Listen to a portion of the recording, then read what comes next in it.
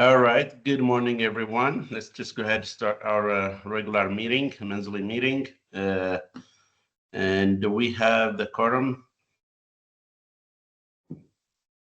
Councilwoman Angela, yeah, she's here. Good morning.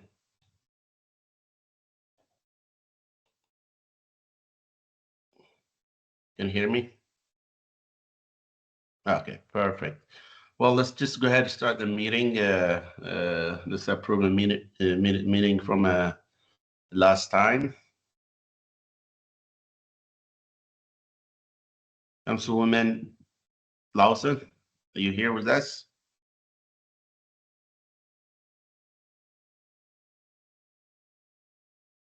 I don't see her unless I'm just missing it. Okay. She is on. I see. Yeah. Yes, I'm here. I'm sorry, I'm driving in my car. Not a problem. Let's just go ahead and approve the meeting from the last time, and then we can go ahead and start a regular meeting.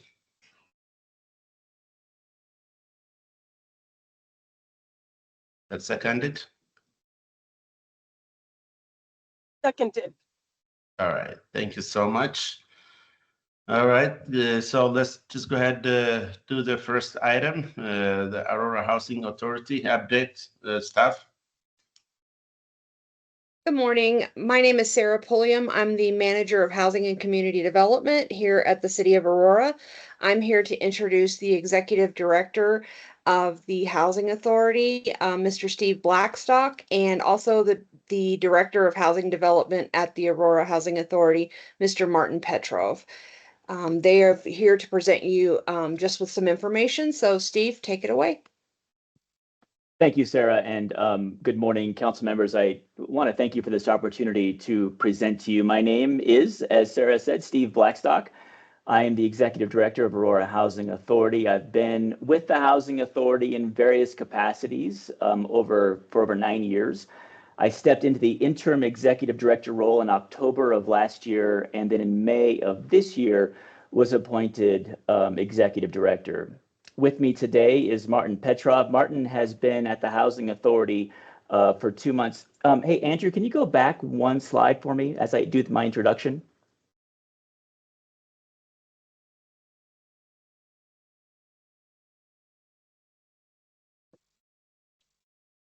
Just do one slide back for me.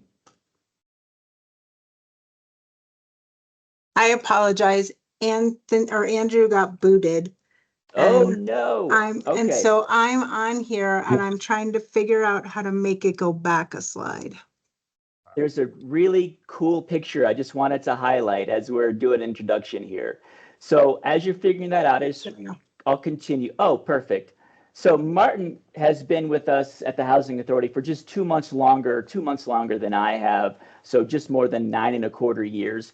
He has also worked in various capacities and was named Director of Housing Development a year ago. 2025 marks the 50th anniversary of AHA's service to the City of Aurora and its residents. And we are proud of the partnership between AHA and the city that has produced many, many benefits over the years. And one of the reasons I wanted to highlight this slide, the very first one, is because the picture on this slide is from one of our Paint and Sip events where our senior citizen residents gather for fellowship and creativity. Events like these promote socialization, resident engagement, and even fine motor skills, which broadly serve to build community and individually encourage good health, which we believe result in safer and more stable communities and increased independence in residents. AHA runs programs like these across our low-income and affordable housing portfolio for seniors, children, and families with the goal of helping residents achieve self-sufficiency. So let's go to that second slide now. AHA's mission is to develop and promote quality housing while supporting and encouraging economic opportunities leading to self-sufficiency and independence. We do this in a variety of ways. AHA administers nearly 2,000 housing vouchers in the city, which are funded by the federal government through the Housing and Urban Development Department. We manage and maintain nearly 1,100 units of affordable and low-income housing in 12 communities across the city. We provide services on these properties to build community and coordinate resources and connections with residents, such as resident councils, health clinics, social events, nutritional programs, resource fairs, and so much more. AHA operates housing stability programs for those experiencing or at risk of homelessness, utilizing an array of practices, services, and partnerships, including a program in collaboration with the city and the new Aurora Regional Navigation Campus. And we develop high-quality, award-winning housing communities to meet the needs of Aurora residents. In the last couple of years, AHA won an award for our Liberty View apartments just blocks away from the VA hospital, which affordably houses senior veterans who have served our country so honorably.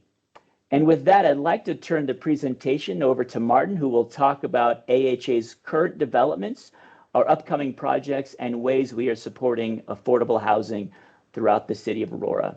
Martin?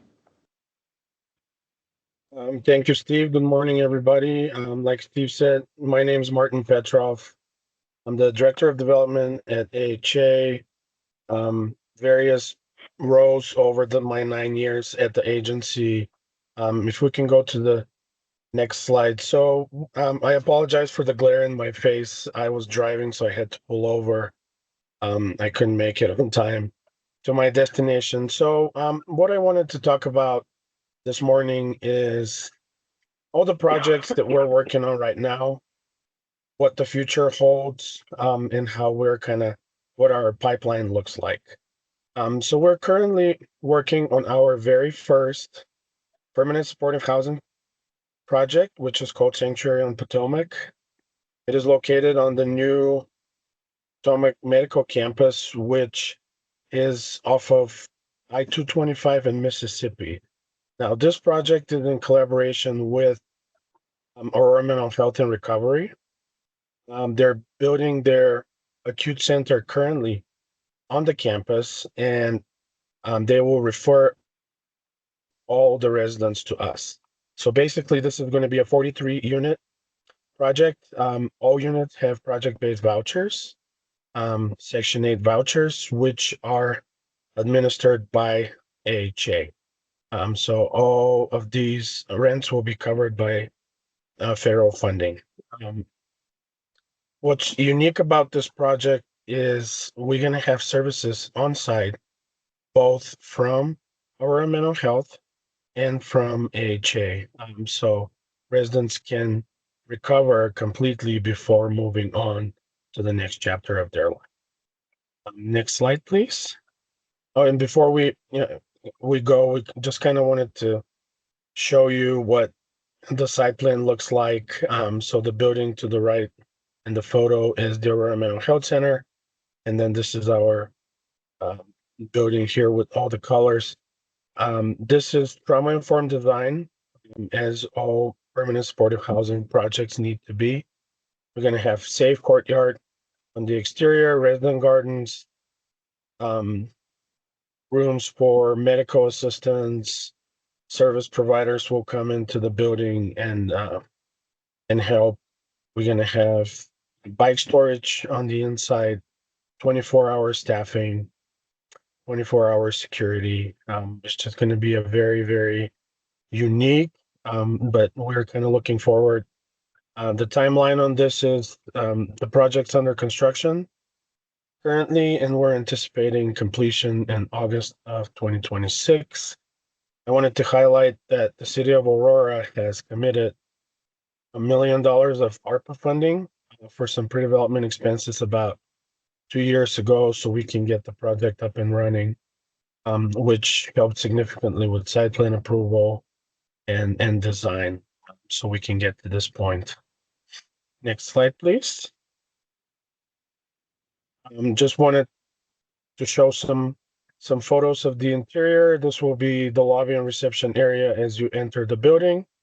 Again, 360 view of the entire area from the reception. This is part of the trauma-informed design. Next slide, please. Yep, a little bit more resident hallways in the mailroom on the first floor. What we usually like to do with our buildings is color code every floor to make it easier for residents. In this particular case, since it's a permanent supportive housing, we wanted to give that front porch appeal to the unit. So as you can see on the photo to the right, there's this color around the door to kind of showcase that front porch and make your unit, yours in a sense. Next slide, please. This will be an event room. All permanent supportive housing projects have one of these as a point for all the residents to gather and become part of the community. That's the ultimate goal is for everybody to be successful in what they're trying to achieve. And I forgot to mention, this will be focused heavily on mental health and drug recovery. So all the residents will be from those areas. Next slide, please. And this is the community room, which is right outside of the event room. There's a beautiful view towards the mountains. Once this is built, this will give them another place to just kind of relax, gather together, and spend some quality time. Next slide. Okay, our next project that is currently under construction, about to be completed, the residence at Willow Park, which is 100% Section 8 project. It was in year 15, which means we had to do a acquisition rehab on the entire property. Currently had 68 units, 1, 2, and 3 bedrooms. What we were able to do is we are currently rehabbing all the units, all 68 units, and the photo you see here is going to be the brand new building that we were able to add to the property, and this will add 22 more units to the property. It will be one of the main kind of points of this building is the 88 units that were located on the first floor were out of code compliance. So with us demolishing the older building, building this brand new building, it brings those units up to code again, and adds another 19 units to the property. This will be completed at the end of the year. So save the date. Grand opening will probably be in the first half of January 2026. The renovation phase is currently in phase 6. We have 2 more phases of 8 units each to complete. So the goal is for this to be completed in the spring of 2026. And like I said, this is a 100% Section 8 property. So again, all the vouchers are from Aurora Housing. Next slide, please. Another photo of the new building. So this will be a 3-story walk-up. We just didn't have room for 4 stories. We did not want to block everybody's views of the mountains, so went up with 3 stories. Next slide. And this is an exterior photo of the renovated unit. Added some color. This was a complete rehab on the interior. Pretty much all the systems, all the appliances, flooring, everything was replaced to bring these up to code and make sure that residents feel comfortable and safe when they spend their days here. Next slide, please. Okay, another photo. So there's 2 different color schemes on the renovated buildings. It just makes it better to differentiate. So this is a little bit darker color on those buildings. Okay. Next slide, please.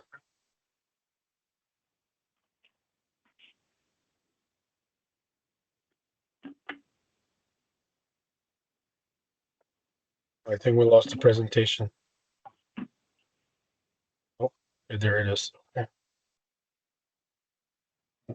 Okay, so now for what the future holds. Stanley 98 is our next project in the pipeline. We are currently in the 4% competitive round with Jaffa. This is our second submission.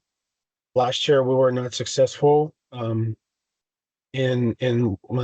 getting the award. We have made very significant changes over the course of the year. Now this project is very unique. The city has been involved heavily in supporting this project. We have secured the land with some CDBG funding, help from the city. The city has awarded over $2.6 million in home funding for the project. Our housing authority has allocated 10 project-based vouchers to the property. We had the site plan approved by the planning department, which was very, very helpful in preparation for the application submittal. Now, this property sits on 25th and Jamaica in the Old Aurora, very close to the Moorhead Rec Center, about half a mile from Stanley Marketplace, about a mile from the Anschutz Medical Campus. Very unique location, very well connected. There's a path to the north of the property. This will be 75 units of family housing, 1, 2, and 3 bedrooms, targeting incomes between 30 and 60%. Next slide, please. This is one of the renderings of the property. We are doing balconies on this property. There's a rooftop deck as well on the 4th floor, overlooking to the west, with beautiful mountain views. Timeline on this: if we get awarded credits in November this year, we're hoping to break ground next summer. About 16 months construction, so should be ready by the fall of 2027. Next slide, please. Another view. This is the courtyard, a little bit different design this time. We have separated the playground, so you have on the courtyard, which is safer away from traffic.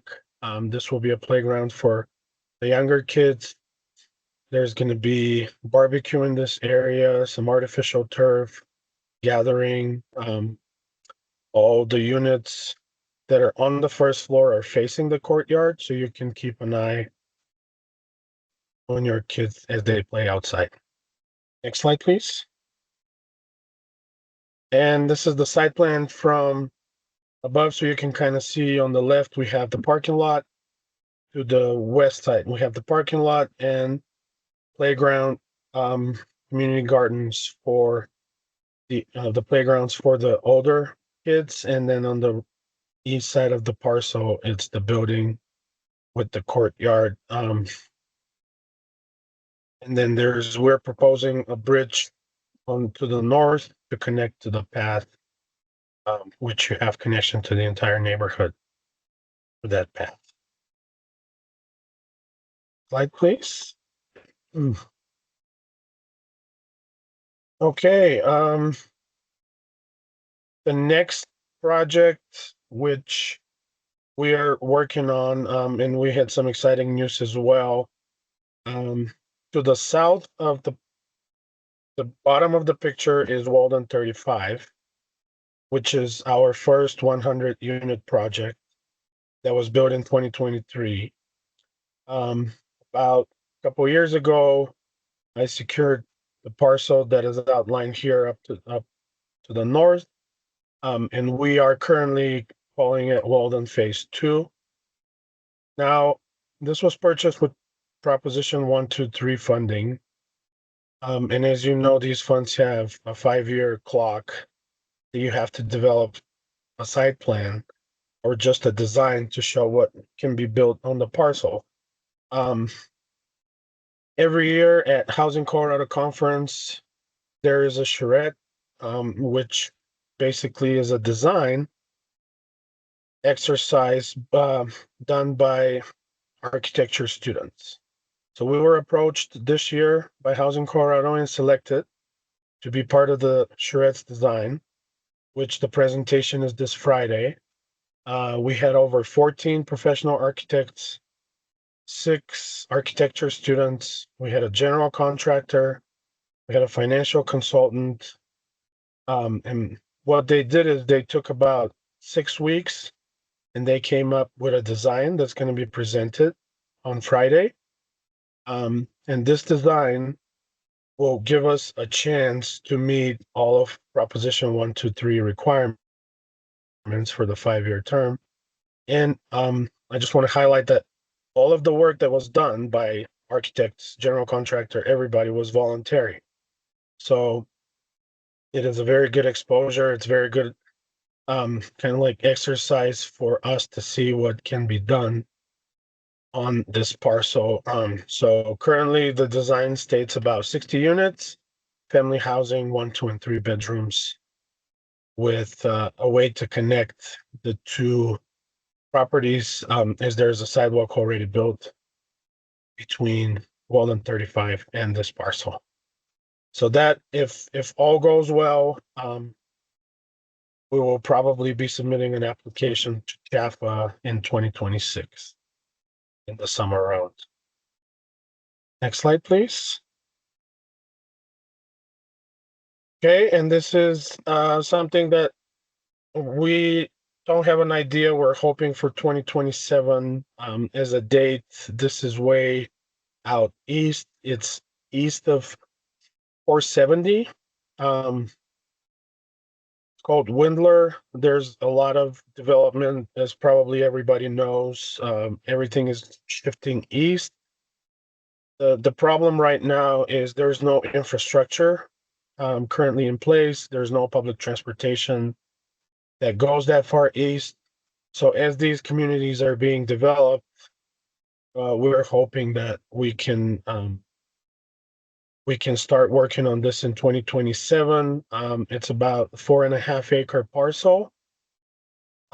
It was given to us by the developers that own the land. They want to add affordable housing to the community, as most of it will be single family housing. So this is out in the future, but it's an exciting project. So we're kind of looking forward to starting the design process on this in the next couple of years. Next slide, please. So that's kind of like development in since this meeting was canceled last month. We have one more project that we're working on. The residence at Trolley Park, which is one of our properties, is entering year 15. So that property is coming up for an acquisition rehab. And we're currently working with design teams to see what needs to be done. These are 38 units, 1, 2, 3, and 4 bedrooms. And the property just needs help. So this will be, we're anticipating a start in the spring of 2026. Let's shift to private activity bonds. As we know, private activity bonds come to the state and get kind of dispersed to jurisdictions based on population. So here I've put in the last couple of years what the city of Aurora received and where the funds were allocated. In 2024, the $20 million got allocated between Aurora Global Village, the Stables, and Stanley 98. So Stanley 98 and Aurora Global Village have not received tax credit allocations yet. The Stables was awarded last year. So their bonds will be utilized this year. They are looking to close and start construction here soon. For 2025, the city received $25 million, and the bonds were allocated between these two projects, the Montview Heights and Ashbury Park. They're both acquisition rehab projects. And we are working with them to get these funds allocated so they can submit an application to Jaffa for they're trying to go non-competitive in the next couple of months and start the rehab soon after. And one more slide. Okay, so we as an agency are able to enter into these special limited partnerships with developers who are going for the low-income housing tax credits. The way our policy is written right now is we're targeting deeper affordability projects that are serving no more than 80% of AMI and projects that are helping with the affordable housing crisis. In the city, as we know, we need over 7,000 units. So we're doing our part to try and help that.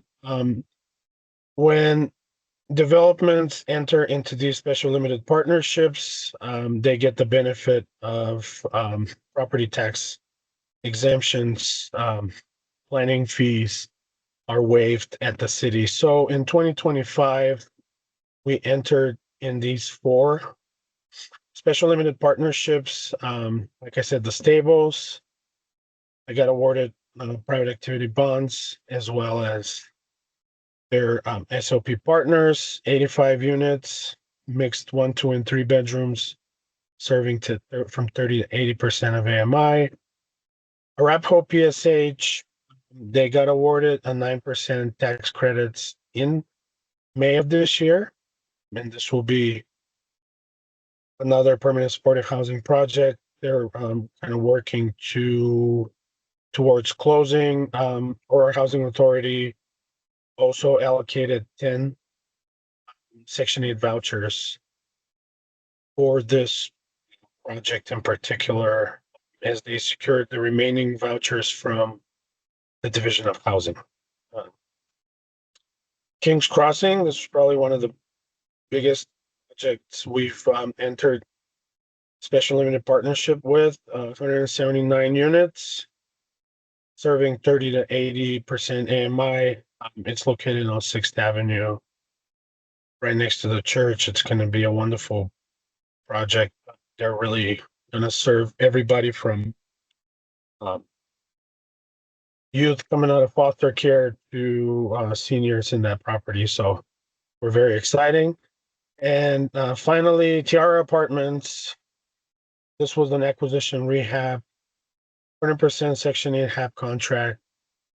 The property needed a lot of help. It was out of compliance. The elevators were not working. There were disabled residents that need to be carried 4 floors up by staff. So we're very, very happy to help with this project. Deep affordability, 50 units, serving 30% AMI. So I think with that, this is the end of my presentation, and I'm open to questions. And again, thank you for the time. All right. It's a lot of exciting news. Thank you so much. Thank you. Sure. So any question? I do have some question, but any question? Yes, Chair Councilwoman? Kassaw, I have a couple Yeah. questions. This is Councilmember Yes, go ahead. Lawson. Sorry, couldn't be in virtual. Not a problem. My first question is, I'm glad all of these projects are happening in the city of Aurora. I guess the question I have is, you mentioned a lot of Section 8 properties, but they're cutting a lot of the Section 8. So you guys have quite a bit of Section 8 vouchers from the federal government to be able to support these projects? So I will step in just really quick. The Tiara apartments, those were already, these are their own vouchers. We're not supporting the So these property have with nothing to do any, with the federal government then? they do, but they're not our own vouchers, so it's not gonna affect AHA as an Okay. agency. The other ones are for the Stanley 98 are project-based vouchers, so they're not Section 8, they're tied to the property. If you leave the property, the voucher stays with the project, and then you just get another tenant that qualifies for the voucher. So the Section 8 vouchers are with the tenants, project-based Okay. vouchers with the Okay, property. and then my second question is, I'm glad, the city of Aurora, we opted into Prop 123. As you know, we're in a lawsuit. It seems like AHA, you guys, even though you're building in Aurora, you're not going to be impacted by whatever comes out of this lawsuit, which I have, I have the whole lawsuit. It's 593 pages as of date. So I'm just wondering, it's interesting. So are you guys outside of what? Even though you're building in Aurora, if something, the governor is threatening to take away funding. So my question is, you're not impacted or are you impacted? It's very interesting story and position and answer, right? We certainly don't know if we're impacted. From what we're seeing, all the agencies are funding as usual. The Division of Housing is funding. Prop 123 funds for 2026 are available and applications open January 1st for land banking. The project we have, Walden 2, that was secured with Prop 123 funding is not going to get affected because these funds were awarded about 2 years ago.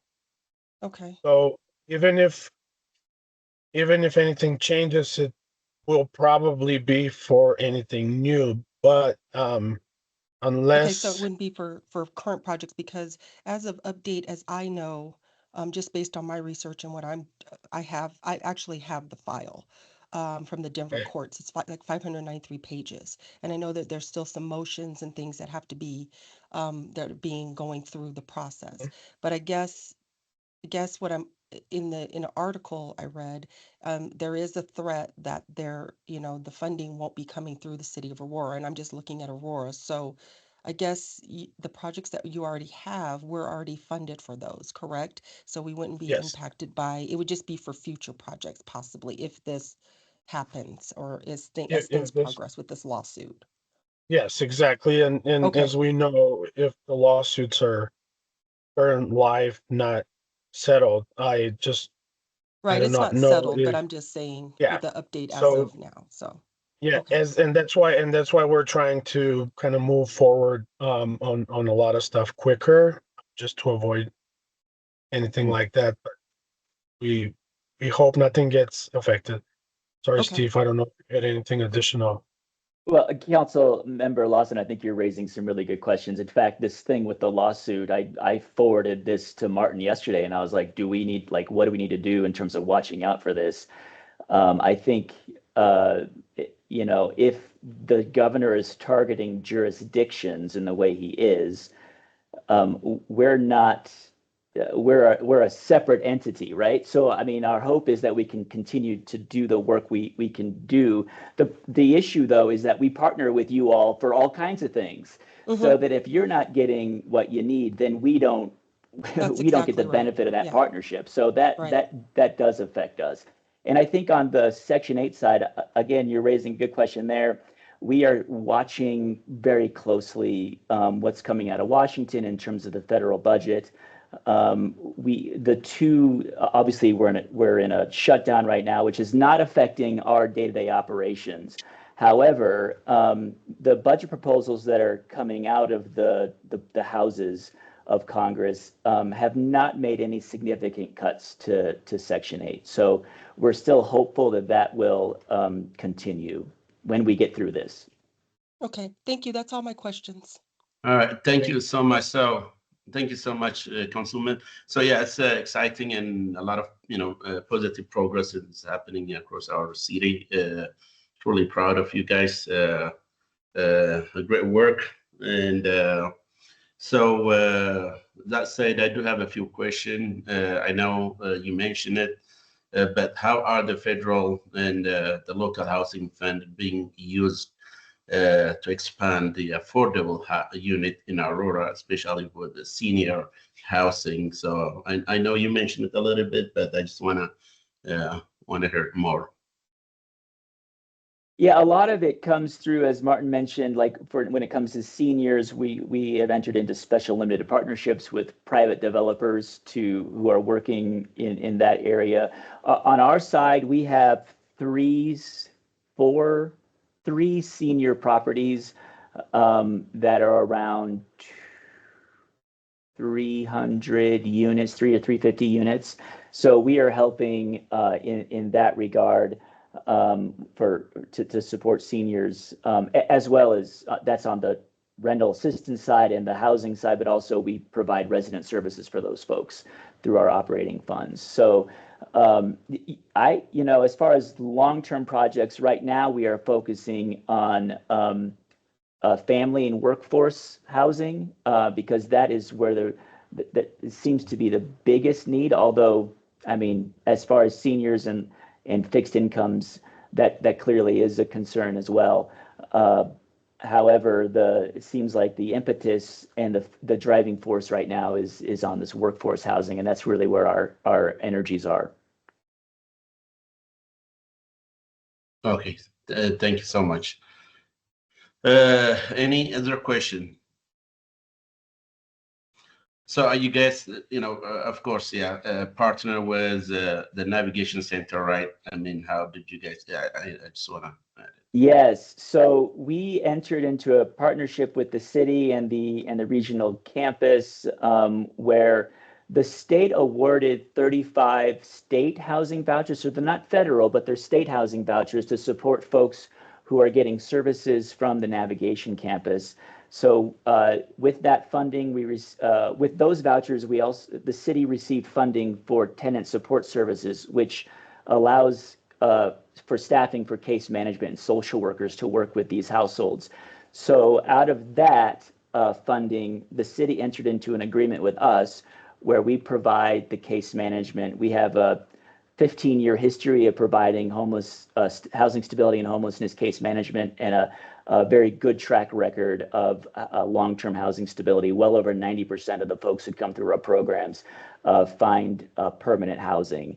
So we're very proud of the work we're doing and excited about the work that we're doing at the Aurora Navigation Campus. I believe right now, of those 35 vouchers, we're utilizing around 20, and that is because there was a pause on any new intakes for like the last 6 months because of some state budget issues, as I'm sure you're aware of. So, but once that pause is unpaused, we will jump back on that. Even though there's a pause on intakes, that is not pausing the work we're already doing with the folks who are in the program. Perfect. Well, thank you so much. Any other question before we move to the next item? So this is just informational, right? We have to take it. That's correct. Okay. All right. Well, thank you so much. I do appreciate it again. It's a good work. Thank you that you're helping our community. Appreciate it. So the next item is. Bye-bye. Thank you. Thank you. Awesome. So the next item is the point in time and count, right, the stuff? 4B. Yeah, good morning. Thank you so much for time this morning to talk about the point in time count. My name is Emily Fuller. I work in the homelessness department or division, excuse me, as the homeless programs coordinator. Andrew, you can move to the next slide. Or Michelle. Sorry, I'm not sure who's running it. Michelle, I'm having more difficulties. Do you have this one? Sorry, everybody. Not a problem. I have it in, I don't think I have it in PowerPoint, just in PDF. I can also pull it up if you want me to, if that's helpful. Yes. If you could please, Emily. Yeah, absolutely. Okay.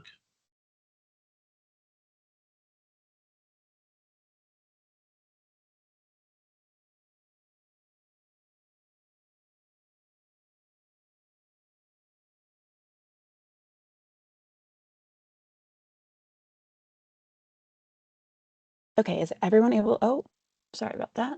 Yeah, we can see it. There we go. Okay. Is everyone able to see it? Yes. Okay, wonderful. Okay, so I'll start with a little bit of overview on what the point in time count is and why it's important. The point in time count, or we call it PIT for short, is a nationwide census of homelessness. So it occurs nationwide in the last 10 days of January, and it really allows for us to get kind of a snapshot of what is going on with homelessness. So thinking about an estimate of how many people are experiencing homelessness, their demographics, and some reasons why they're experiencing homelessness. PIT is something that is required for federal funding, and it also gives us and the federal government some ideas on how to address homelessness and plan for solutions based on the information that we are able to gather. So who gets counted in PIT? It's kind of two separate things. So first, we're looking at who is sheltered. So emergency sheltered, transitional housing, safe havens, or any agency paid motel rooms. So partnerships like with SWAP in Adams County that we utilize during the winter months. And that data is pulled directly from the service providers by Metro Denver Homeless Initiative. So they handle all that shelter stuff. The unsheltered part of the count is what the city plans and executes every year. And so we're looking at folks that are living in places that are not meant for habitation. So vehicles, sidewalks, underpasses, train tracks, parks, woods, encampments, and anywhere outside. So it's those two separate categories. And the count does not capture every single person. So it's not able to count folks that are couch surfing or admitted to hospitals overnight, maybe staying with families or friends, or paying for their own hotel stay. So likely the PIT is a far undercount of what we're actually seeing. The street count, so that's the part that is looking at folks that are unsheltered. We have a ton of volunteers. We're so lucky to have a ton of support from the folks in our community that help us out with this.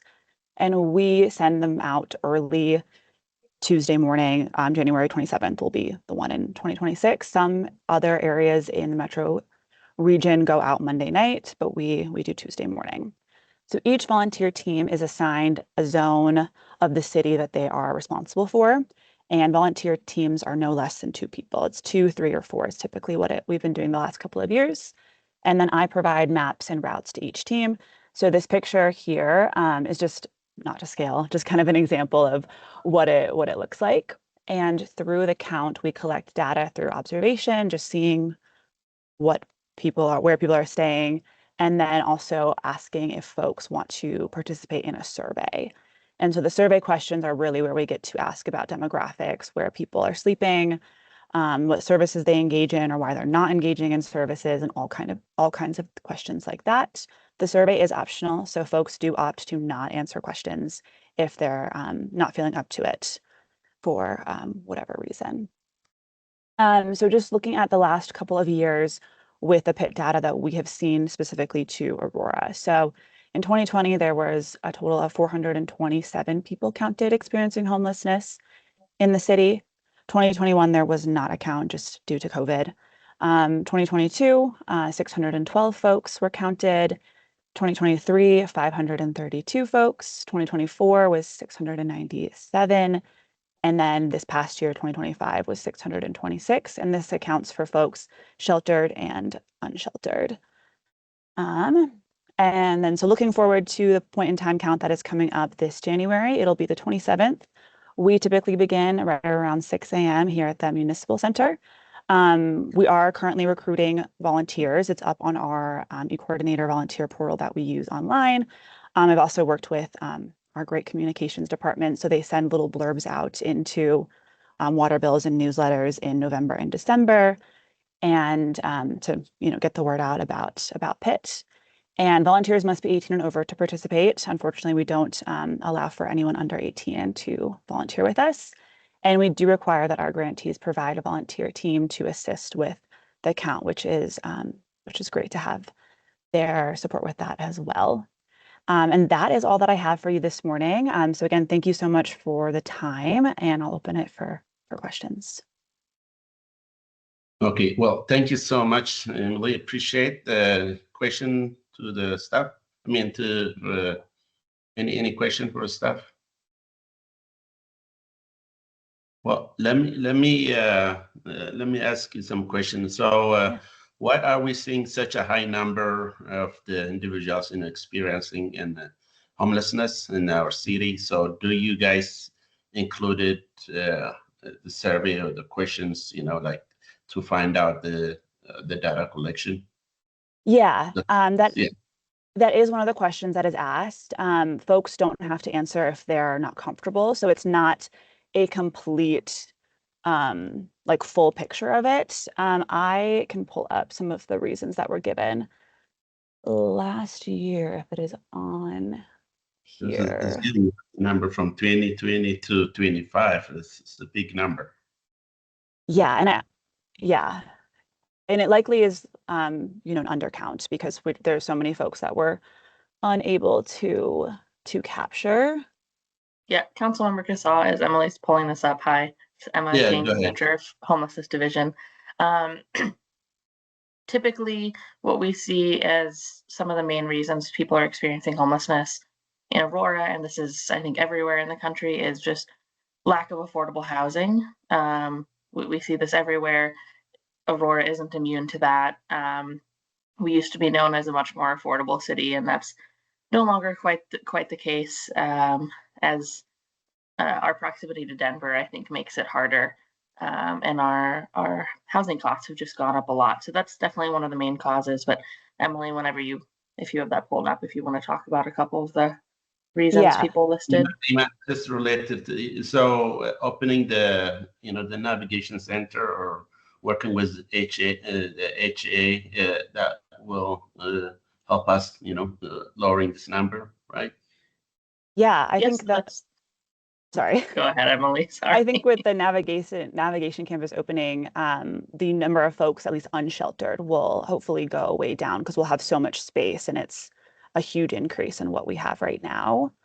And then, yeah, with the properties coming up, that will be great to continue folks exiting the navigation campus into some of these properties. A couple of the other reasons that we see a lot are also, as Emma said, but evictions are increasing. So that is causing a lot of folks to re-enter homelessness. And then another big reason that we see is just like a breakdown in family relationships and loss in employment, and then hard to find more employment with, higher cost of living, lower wages, excuse me. The balance is a little bit off there. Okay. Well, thank you so much for that information. Yeah. Any other question for staff? Yes, I have a question. Yeah, go Are ahead. you finding that in your point in time count that we have more people who are living out of their cars throughout the city of Aurora just because of housing issues? They may not want to be in encampments, but they're in cars or vans. Yeah. So in my experience, yes, when I'm impersonating the count, I see that a lot. The unsheltered count doesn't really break down what that looks like, whether they're in a car or not. So that is something that we're not able to see in the data we have. Can I, my question is that, and I understand you guys have different guidelines for the point in count, but it would be interesting to find out, obviously these individuals, they're living, there's regular people who maybe got evictions, et cetera, and they're living in cars for survival, for some type of housing. I guess, why doesn't the point in time track that information? Like, is it just hard to track, or is it just because it's not trackable? I don't know for sure. I would guess that it's hard to break down, especially with Metro Denver Homeless Initiative. They're looking at the data for the entire metro region. So I would assume that it might be difficult, but I'm not sure past that. I don't know if Emma, if you know. Okay, thank you. Yeah. I just was interested in that because we Oh, do yeah. see a lot of that throughout the metro area. It may be unknown, but that's where people are staying. Oh, Just from absolutely. council requests that I get in my ward, people are, going to a location in a neighborhood where they might feel secure, and then they're being housed there for whatever reasons. So. Yeah, absolutely. Thank you. Yeah, Councilmember Lawson, I think that's something we could certainly bring up to Metro Denver Homeless Initiative as an option of just asking them, is this something we could track? in future point in I time would just counts. be interested in I- that because I think it's something it's unknown, and I think it's something we should track to see what's really going on with those individuals as well. Mhm. Some Yeah. people are just out there just to make it, you know. Mhm. And Yeah, we can so due certainly, to what's going on in, with housing. So yeah, we Let can me certainly ask. let, I don't think we'll be able to get that this year because they would have already created the surveys with MDHI, but I think in future I was years just we could thinking bring for that up. future. So Yeah, yeah, we can let Yeah. certainly. me add that, from your perspective, what is the biggest challenge, right now, how Yeah. the city council can, help support you and to overcome it. With point in time count? Yes. Yeah. I mean, if at your ward meetings, if you want to talk about, this as a volunteer opportunity, that's huge. We have a lot of space to cover, a lot of folks to count. So I think helping in volunteer recruitment is great. Obviously, you guys are always welcome to volunteer as well in those early mornings. So I think that would be super helpful. And then also for back to Councilmember Lawson's question, we have our monthly point in time count next Thursday. So I can certainly bring that up. I actually don't know if the surveys have been fully submitted to it does ask in the survey that we use, like, where are you staying, if it's in a vehicle or not. So I can definitely ask if we can get better data for that next week, and then I can share that with Emma and Jessica to share with you. Okay. Well, thank you so much. Anything, King, you want to add? Are we good? Okay, thank you so much. All right, thanks so much. So I believe this is just informational, right?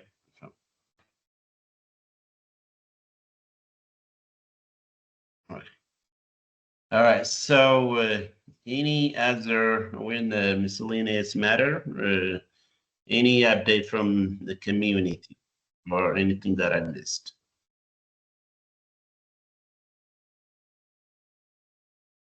Well, okay, thank you. So I do appreciate everyone. So when is the next meeting? That'll be November 19th.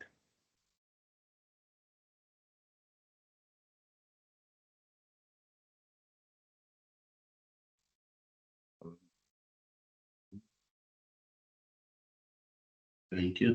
So our next meeting will be November 19th. So if any other question, appreciate the positive progress again, to our across to our city. Truly proud.